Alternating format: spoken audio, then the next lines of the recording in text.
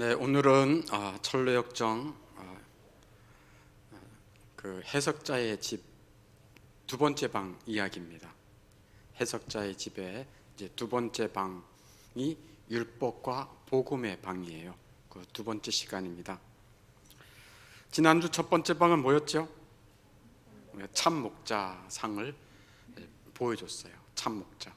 그래서 구원받고 끝까지 순례길을 완주함에 있어서 가장 중요하고 가장 유일하게 도움을 줄 수 있는 사람이 누구다? 네, 참 목자다라고 하는 것을 강조하기 위해서 가장 먼저 참 목자를 보여줬어요. 오늘은 두 번째 방. 두 번째 방도 중요하겠죠? 네, 참 중요해요. 두 번째 방도 율법과 복음의 방이에요. 이제 해석자는 누구죠? 성령 하나님이시잖아, 그죠? 해석자인 성령 하나님께서 크리스찬의 손을 붙잡고 두 번째 방에 이제 다다랐어요. 그리고 문을 열었어요. 매우 넓은 객실입니다. 매우 넓은 방이었어요. 근데 그곳은 여태 한 번도 청소를 하지 않아서 온통 먼지가 가득했습니다. 바닥에도 먼지가 가득하고 옆에도 먼지로 가득했어요. 해석자는 그것을 둘러보더니만 하인을 불렀어요. 그리고 하인에게 청소를 하거라. 뭐를 하라고요? 네, 여러분 한번 얘기해 보세요. 청소를 하거라. 네, 청소를 하거라라고 명령했어요. 그래서 그 하인이 빗자루를 들고 청소를 하기 시작했습니다. 청소를 시작했을 때 얼마나 먼지가 많이 나왔는지 바닥에 먼지가 쌓여 있잖아요. 그 먼지가 풀풀 나고 옆에 끝까지 해가지고 먼지가 나가지고 자욱하게 그냥 너무 많이 일어나서 크리스찬은 그 먼지에 질식할 뻔했어요. 기절할 뻔했다, 그런 얘기예요. 그러자 해석자가 옆에 서 있던 소녀에게, 누구에게요? 네, 소녀에게 말합니다. 물을 이리로 가져다가 뿌려보아라. 물을 이리 가져다가 뿌려보아라 그랬어요. 그래서 그 소녀가 물을 뿌렸을 때에 비로소 먼지가 가라앉고 마침내 그 방은 깨끗하게 소재되었어요. 이 모습을 보고 있던 크리스찬이 해석자에게 질문을 합니다. 어떤 질문을 하는가? 이건 무엇을 의미합니까?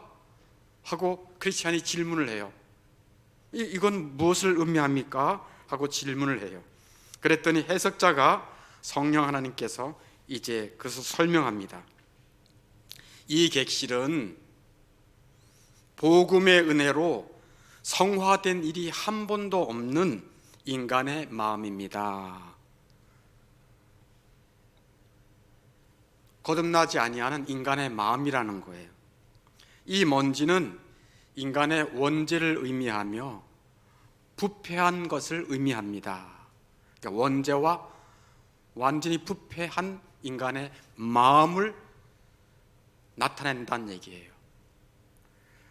처음 이 방을 쓸기 시작한 하인은 율법입니다, 이렇게 설명해 줘요. 처음에 하인 와서 이제 방을 쓰려고 그랬잖아요. 그 하인은 뭐라고요? 네, 율법이에요. 이거 잘 기억하셔야 돼요. 이 하인은 율법입니다. 그 다음에 물을 뿌려 청소한 소녀는 복음입니다 하고 해석자가 설명을 해줘요.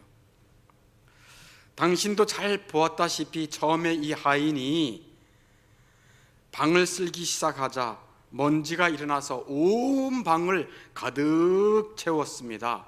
방이 깨끗해지기는커녕 더 더러워지고 당신은 거의 질식할 뻔하지 않았습니까? 이것은 무엇을 의미하는지 말씀드릴게요. 율법이라고 하는 것이 죄를 발견하고 금지시키긴 하지만 아예 죄를 뿌리 뽑지는 못합니다 라고 하는 것을 해석자가 말해요. 그러니까 율법은 이게 죄구나 라고 하는 것을 알려주고 이거 하면 안 돼 하고 금지시키긴 하지만 그러나 그 죄를 뿌리 뽑지 못한다는 것을 설명해 주는 거예요.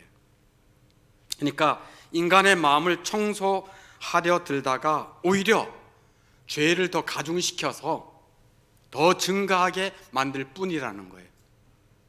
왜?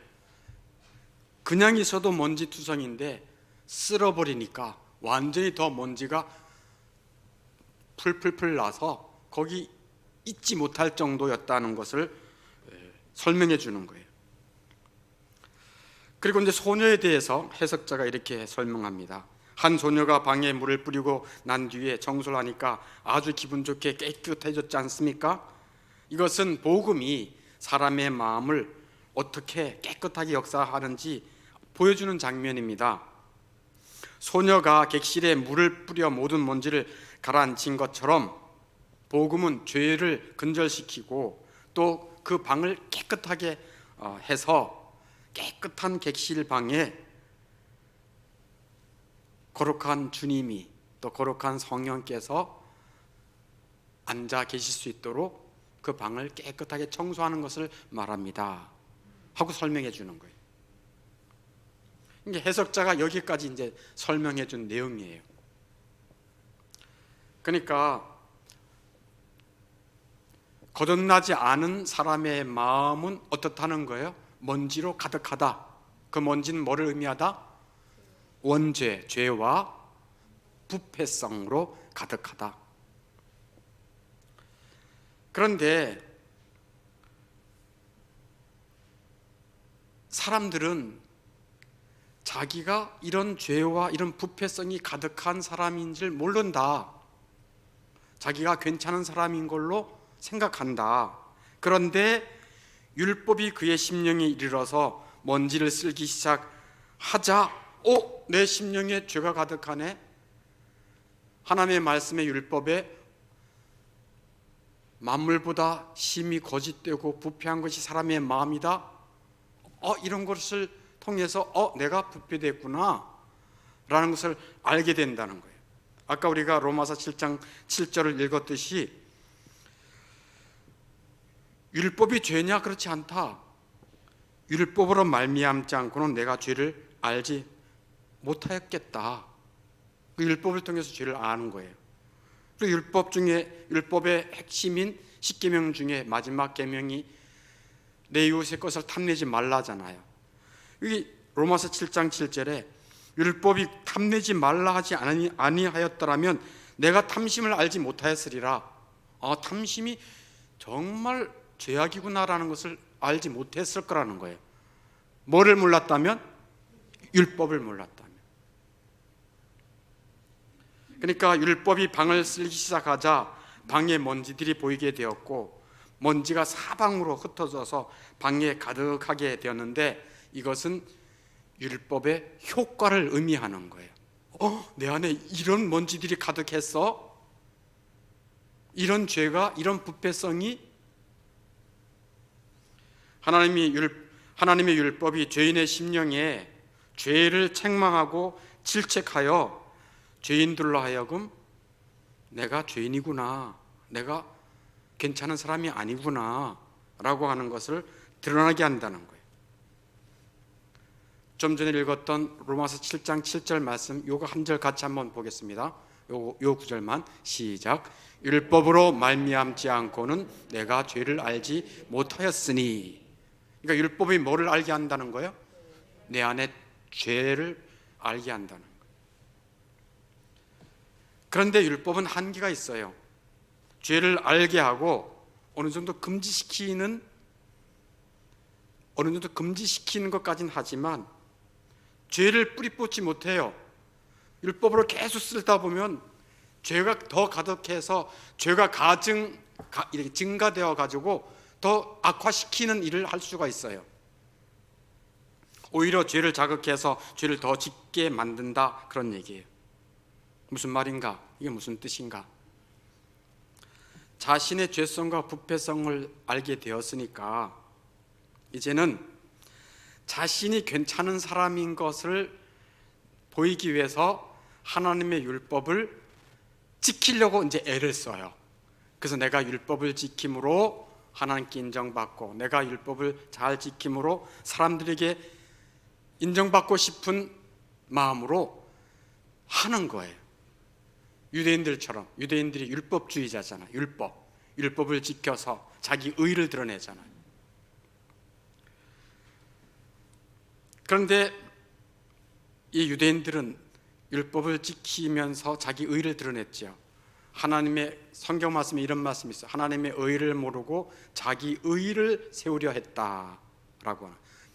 사람은 100사람이면 100사람 자기 의를 드러내고자 하는 마음이 커요. 유대인들이 그랬다니까요. 유대인들이 어떻습니까?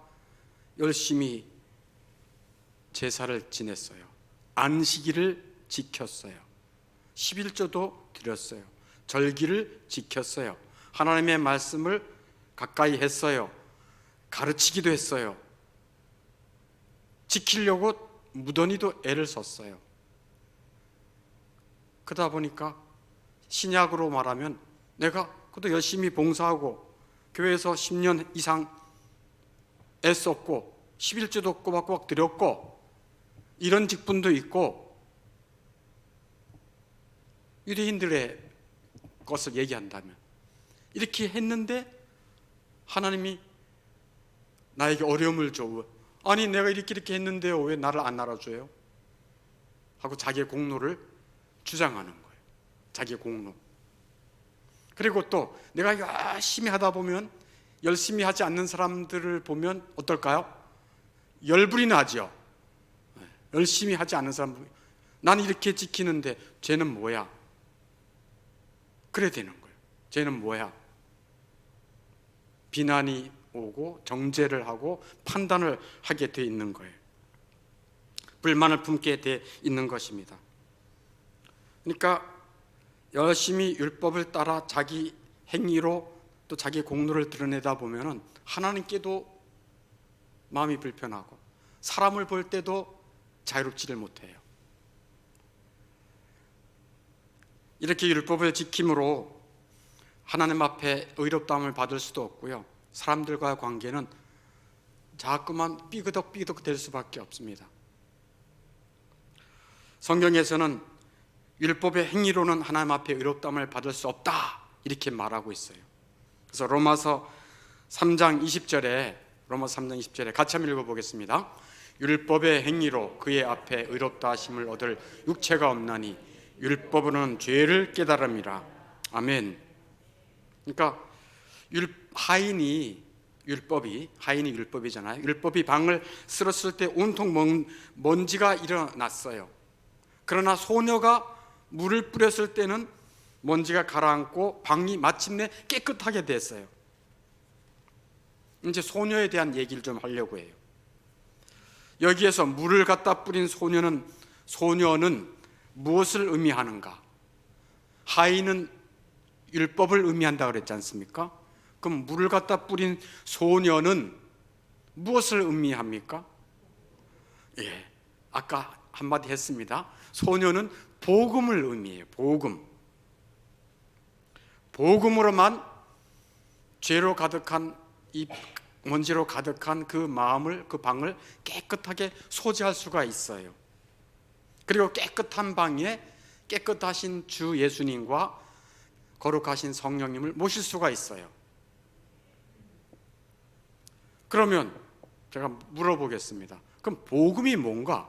소녀는 복음이라는 것을 해석자가 알려줬는데, 그러면 복음은 뭔가? 그럼 복음이 뭔가 하고 질문한다면 사람들은 이렇게 얘기합니다. 간단히 말해서 복음은 예수님이십니다. 그것도 뭐 틀린 말은 아니에요. 또 어떤 사람은 복음 그러면 영어를 좀 하는 사람은 네, 복음은 good news, 그래서 좋은 소식입니다. 또는 복된 소식입니다. 뭐 이렇게 얘기를 해요. 뭐 그것도 어느 정도 맞긴 해요. 그런데 오늘 복음에 대해서 정확하게 말씀을 하겠습니다. 복음은 무엇인가? 먼저 성부 하나님께서 부르시는 것이 복음이에요. 성부 하나님께서 택하시는 거예요. 부르시는 거예요. 부르신 자, 성부 하나님이 부르시는 거고, 두 번째는 성자 예수 그리스도께서 그의 피로 구속해 주시는 거예요. 세 번째는 성령 하나님이 그 심령을 회개케 하게 하고 믿음을 발생케, 믿음까지 허락해 주시는 거예요. 이게 복음이에요. 복음은 삼위 하나님이, 성부, 성자, 성령 삼위 하나님이 받을 자격이 없는 죄인들에게 구원의 은혜를 베푸시는 것이 복음인 것입니다. 복음은 삼위 하나님의 연합 사역이에요. 그래서 성부 하나님께서 구원받을 자들을 택하세요. 부르시죠. 그러면 예수님께서는 그 택하신 자들을 위해서 예수님이 그의 피로 구속해 주시는 거예요. 구속이 뭐죠? 값을 치러 주시는 거예요. 무슨 값이죠? 죄값을 치르는 거예요. 죄값이 뭐예요? 죽음이고, 또 뭐예요? 저주를 받는 거예요. 예수님께서 내 죄값 대신 예수님이 죽으시고 저주를 받으심으로 죄값을 치러주신 것입니다. 그게 구속이에요. 그래서 구원을 이루어주신 거예요.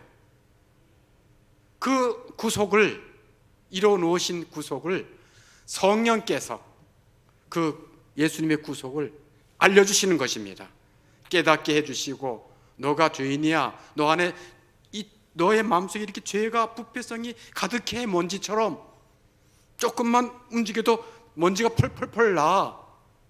그것을 알려주시고 회개케 하시는 거예요.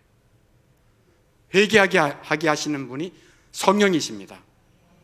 그래서 요한복음 16장 8절 보면, 그가, 성령께서 죄에 대해서 의에 대해서 세상에 대하여 책망하신다. 그래서 회개케 해주시는 분이 성령이십니다. 크리스찬이 멸망의 도시에서 살 때, 내가 이렇게 더러운 옷을 입었어, 내가 이렇게 등에 무거운 짐을, 이 곳이 멸망받을 곳이라고, 그러면 살 길이 저 영원한 생명의 길로 가야 돼.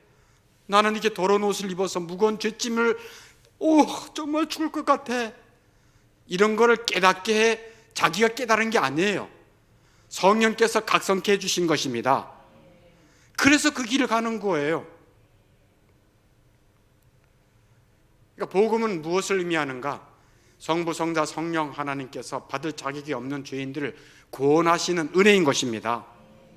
그 성부 하나님이 불러주시고, 성자 예수님이 죄값을 다 치러주시고 구속해 주시고, 구속한 예수 그리스도의 은혜를 성령께서 회개의 영을 주시고 믿음으로 인도해 주시는 것입니다. 이게 복음이에요. 복음.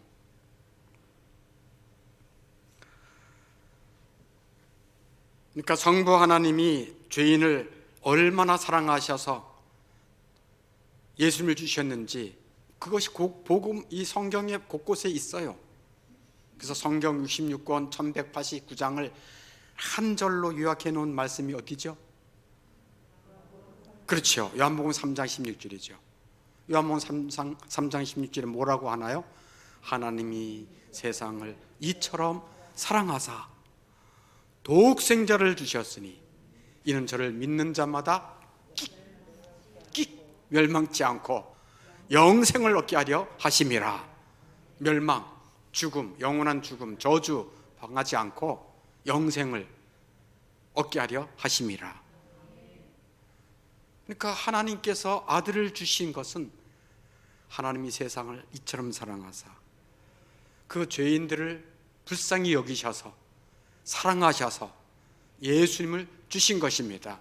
하나님의 사랑이 어떻게 나타났다고? 그 아들을 주심으로 하나님의 사랑을 보여주신 것입니다. 예수님은 그 죄인들을, 아버지께서 내게 주신 자들을 위해 예수님이 죄값을 치르기 위해 죽으신 것입니다. 그것도 사랑이에요. 성령께서도 사랑이시기 때문에 하나님 아버지의 사랑, 예수 그리스도의 사랑을 성령께서 알려주시는 것입니다. 성령으로 말미암아 하나님의 사랑이 너희 마음에 부음받음이니, 성령으로 말미암아 하나님의 사랑이 너희 마음에 부음받음이니. 로마서 5장 5절에 성령께서 하나님의 사랑에 눈을 열어주시는 것입니다. 예수님이 죽으심이 바로 나를 살리기 위한 사랑이셨구나, 그걸 보여주시는 거예요. 그러니까 성령께서 눈을 열어주시고 깨닫게 도와주시고 내 죄를 회개케 도와주지 아니하시면 우리는 한 발자국도 움직일 수가 없어요.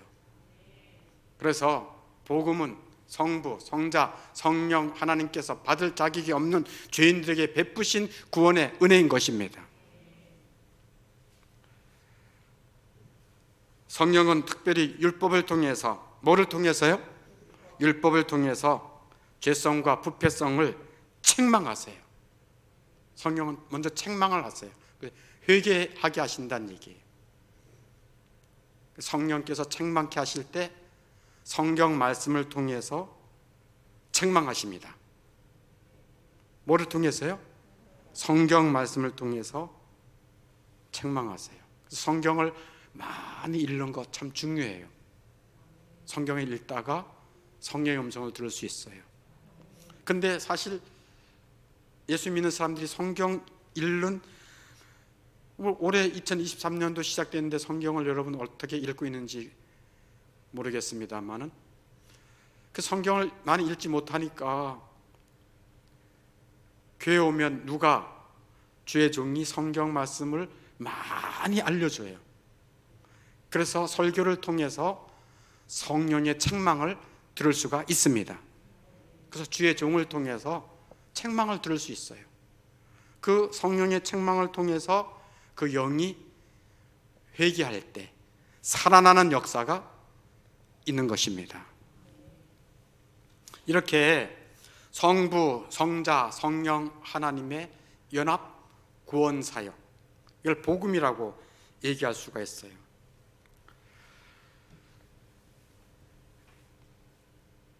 오늘 두 번째 방은 무슨 방이라고요? 율법과 복음의 방이에요. 이걸 꼭 기억해야 되는데, 율법과 복음의 방에서 해석자가 중요하게 여기는 것이 두 가지예요. 율법과 복음의 방의 순서예요. 순서. 누가 먼저 쓸었지요? 그 방을 율법이 먼저 쓸었어요. 그 다음에 누가 그 다음에 나타났죠? 복음이 나타났어요. 그래서 가장 중요한 것은 율법과 복음의 순서예요. 순서. 율법을 통해서 뭐를 알게 되는 거예요? 내 죄를 알게 되는 거예요. 그래서 율법의 613가지 율법의 요약본인 십계명, 알아야 될까요? 몰라야 될까요? 자꾸만 알아야 돼요.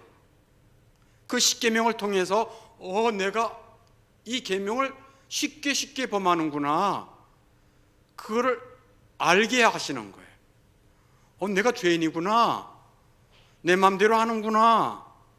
그리고 십계명의 핵심이 뭐예요? 하나님 사랑, 이웃 사랑이잖아. 하나님 사랑보다 다른 걸 사랑하네, 이웃 사랑은커녕 미워하네. 그걸 통해서 내가 죄인이라는 것을 알게 하는 거예요. 그러니까 복음을 알기 전에 무엇을 먼저 알아야 돼요? 율법을 알아야 돼요. 그게 순서, 중요하다는 거예요. 순서. 그게 첫 번째. 그래서 먼저 하인에게 쓸어라, 순서. 소녀에게 물을 뿌려라, 그 순서예요. 율법으로 말미암아 죄를 깨닫게 하려 함이라 라는 말씀이 거기에 응하는 거예요. 두 번째 강조해야 할 부분이 뭐라고요? 율법과 복음의 뭐요? 관계. 율법과 복음의 관계. 교회를 오래 다니면서 또 기독교에 대해서 율법과 복음의 관계만 잘 알아도요, 신앙생활에 대로가 열립니다.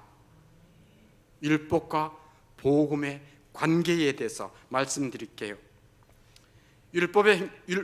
율법과 복음의 관계에서 율법의 행위로는 구원받을 수 있다 없다? 없다는 것을 알려주는 거예요. 율법의 행위로는 구원받을 수가 없다. 율법의 행위로는 의롭다함을 받을 수가 없다.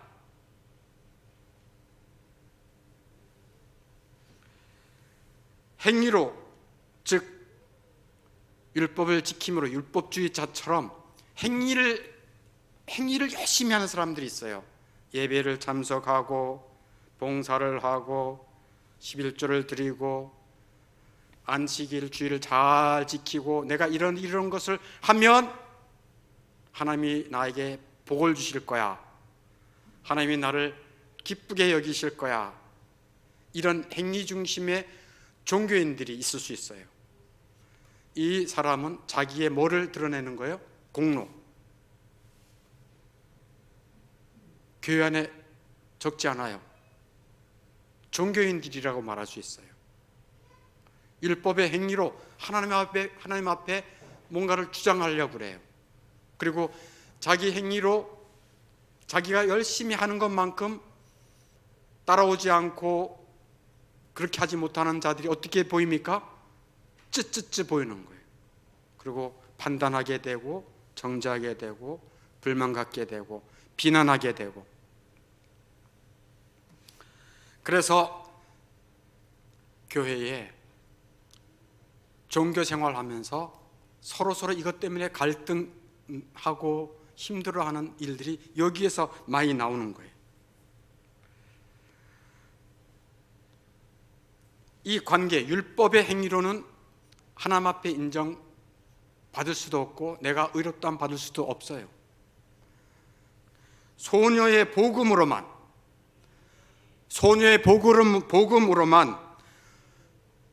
하나님 앞에 의롭다함을 받을 수가 있습니다. 은혜로만, 믿음으로만 하나님 앞에 의롭다함을 받을 수가 있는 것입니다. 하나님 앞에 설 수가 있습니다. 구원받을 수가 있습니다. 율법의 행위가 아니라 뭐로? 복음으로. 그 복음이 아까 뭐라 그랬죠? 성부, 성자, 성령 하나님이 받을 자격이 없는 죄인들에게 베푸신 은혜라는 거예요. 그 은혜를 믿는 자, 그 은혜를 받아들이는 자, 그 사람만이 의롭다함을 받고 구원받을 수가 있는 것입니다. 오직 은혜로. 그러면 율법, 복음 조금 얘기가 됐어요. 그러면 질문을 하나 할게요. 그러면 은혜로만 살고 믿음으로만 살고 율법의 행위로 하나님 앞에 구원받지 않고 의롭다함 받지 않는다고 하면 그럼 율법 이제 안 지켜도 되겠네. 오직 복음으로, 오직 은혜로, 오직 믿음으로. 어떻게 생각하세요? 그래서 이 율법과 복음의 관계를 잘 모르는 어떤 이 성경의 진리를 잘 모르는 어떤 사람들은 뭐만 전해요? 복음만. 땡이에요. 율법과 복음은 순서도 중요하고 관계가 매우 중요합니다. 그러면 율법의 행위로 구원받거나 의롭다함을 받지 않고 복음으로 받는데, 은혜로 받고 믿음으로 받는데, 그러면 율법은 이제 안 지켜도 되나? 이렇게 생각할 수 있잖아요. 어떻게 생각하세요? 예수님이 그런 말씀했죠. 내가 율법을 피하러 온 것이 아니야. 율법을 온전케 하기 위해서 왔어. 예수를 믿고 은혜로 믿음으로 이제 거듭난 사람들은 성령께서 그 마음에 하나님의 법을 심어주세요. 그거는 에레미야 선지자도 말했고 에스겔 선지자도 예언했어요. 그래서 옛날 율법 10계명은 돌비에 새겼지만 성령께서는 사람의 마음 신비에다가 하나님의 법을 심어주세요. 그래서 거룩하게 된 복음을 믿는 자들은 복음으로 말미암아 방을 소지하잖아. 깨끗하게 소지했잖아요. 그러면 그 마음에 뭐를 심어주시는가? 하나님의 법을 심어주세요, 이 마음에다가. 그래서 거룩한 백성들은 그 거룩한 계명을 따라 살아가도록 마음에 그 법을 심어주세요. 그래서 거룩한 백성이 가야 할 길이 있지 않겠어요? 그 거룩한 길이 거룩한 계명인 것입니다. 그러므로 율법을 무시하는 게 아니에요. 율법의 핵심이라고 말할 수 있는 십계명을 거룩한 백성들은 가야 할 길이에요. 그 길이. 그래서 아까 우리가 성경 말씀 읽었지만 로마서 7장 12절에 저를 따라 해보세요. 율법은 거룩하고 계명도 거룩하고 의로우며 선하도다. 아멘. 율법은 거룩하고 계명도 거룩하고 의로우며 선한 것입니다. 그러니까 거룩하고 의로운 백성들의 신비에 뭐를 세워주시는 거예요? 거룩하고 의롭고 선한 계명을 심어주시는 거예요. 그래서 하나님의 백성은 그 계명을 즐거워하는 것입니다. 그 계명을 따라 사는 거예요. 과거에는 율법을 이걸 지키면 내 공로인데 이 계명은 그냥 즐거워하는 거예요. 그냥 의무로 가는 것도 아니고 너무 즐거워. 왜? 내가 갈 길이니까. 그래서 그 길을 가는 거예요. 거룩한 길 가는 것이 거룩한 계명을 따라 사는 길인 것입니다. 너가 알아서 살아 하지 않고 거룩한 계명의 길을 주셨어. 그게 십계명이에요. 십계명의 정신이 뭐라고요? 하나님 사랑, 이웃 사랑이에요. 그런데 이제 또 들어야 돼요. 그 길을 가는 거 좋다 이거예요. 내 마음의 신비에 거룩한 계명 심어준 거, 성령께서 심어주신 거 감사하다 이게요. 그런데 그 계명을 하나님 사랑, 이웃 사랑을 하면서 그 계명, 십계명 있잖아. 이런 계명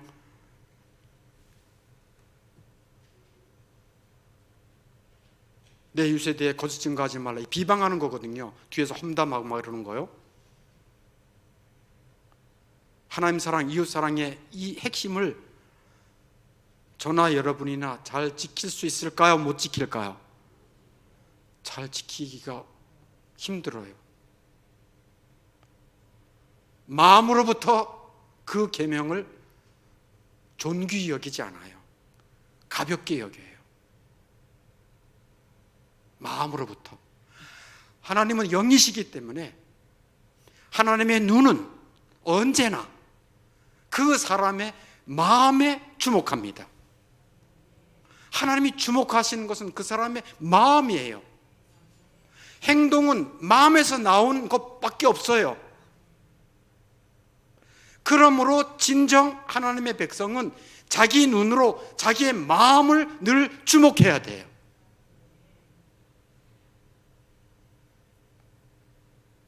그런데 거룩한 백성이라 할지라도 내 마음에 심겨진 주님의 계명을 마음으로부터 즐거워하지 않고 지키려고 하지도 않고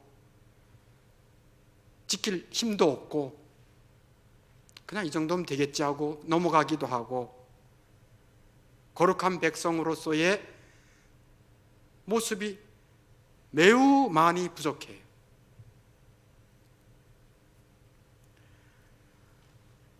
그래서 진정한 하늘 백성, 진정한 구원 백성은 그래서 내가 이런 걸 지킬 수 없구나.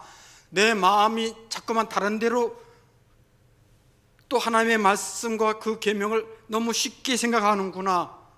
그거를 자기가 알고 나면 자기 자신에 대해서 내가 이 정도밖에 안 되는구나 하며 하나님 앞에 마음이 가난해져요. 내가 이런 존재구나.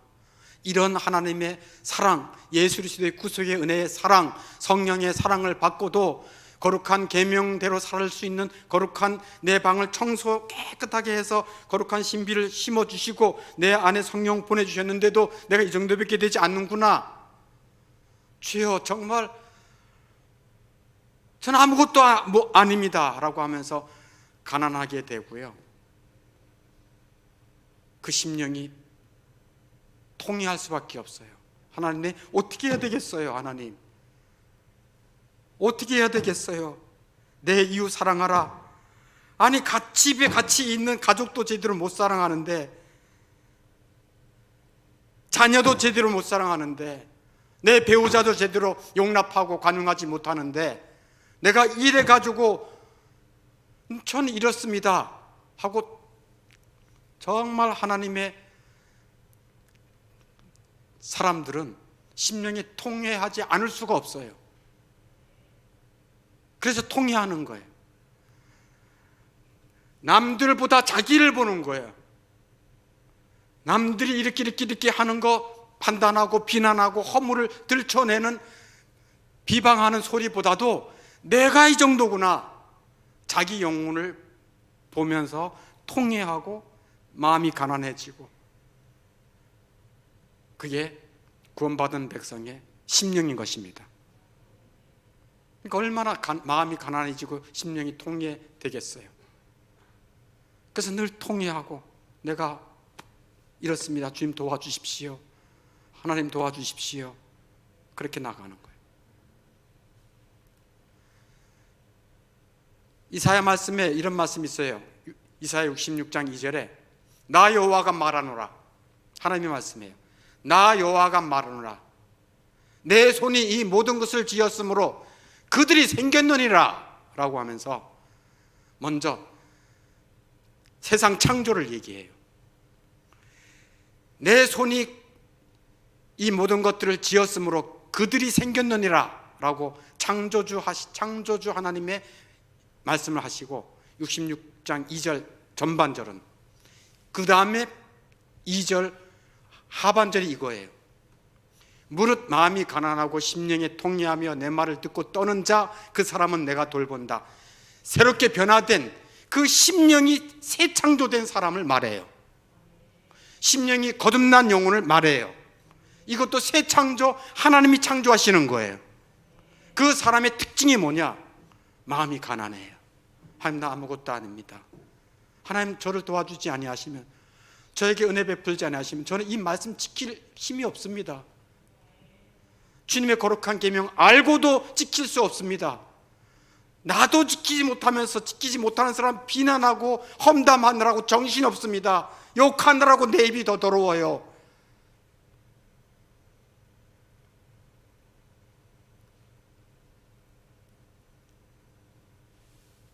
그 새로운 창조한, 새롭게 창조된 자의 심령이 이거예요. 마음이 가난하고 심령이 통회하고 하나님의 말씀을 듣고 떨어요. 즉 하나님의 말씀을 경외하게 돼 있어요. 하나님이 창조한, 새롭게 심령을 창조한, 즉 구원 백성은 누가 돌본다? 하나님이 돌보시는 거예요. 하나님의 관심은 하나님의 자녀들이에요. 여러분의 관심은 여러분 자녀들이잖아. 옆집 아저씨의 아들, 딸들의 관심을 그렇게 많이 안 두잖아, 그죠? 못 두지요.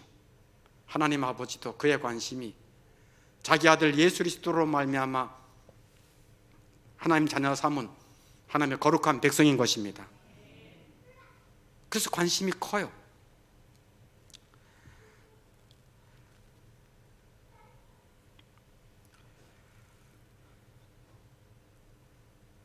자, 오늘 율법과 복음의 방,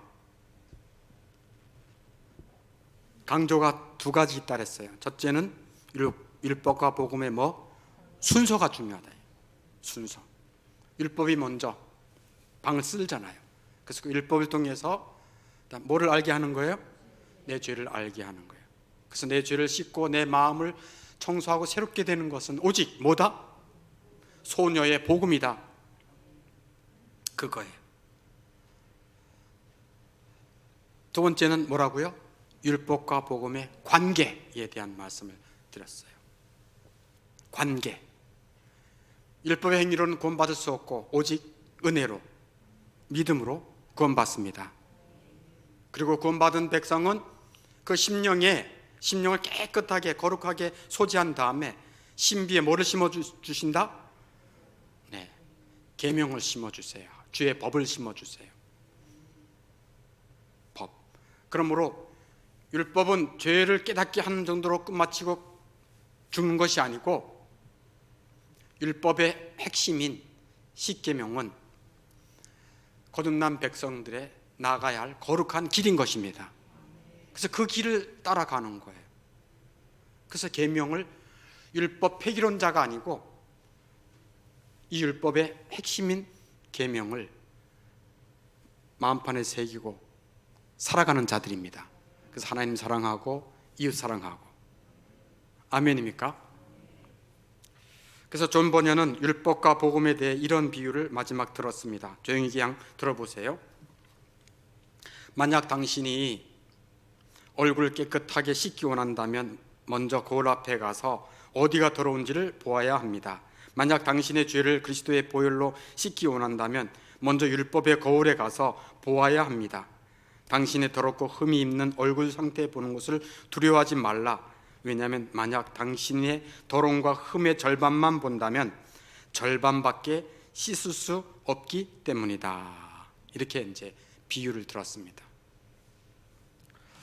오늘 율법과 복음에 대한 두 번째 방에 말씀을 드렸는데, 율법과 복음의 관계를 여러분 이 말씀을 한번 들어서 다 알 수 없어요. 또 듣고 들으면서 율법과 복음의 관계를 확실하게 성령의 도우심으로 깨달을 수 있기를 바라겠습니다. 그래서 우리의 그 천국 순례 길이 정말 거룩한 길, 또 주님이 인도하시는 그 길이 갈수록 더 밝아지고 갈수록 더 넉넉해지기를 주의 이름으로 축원합니다. 우리 함께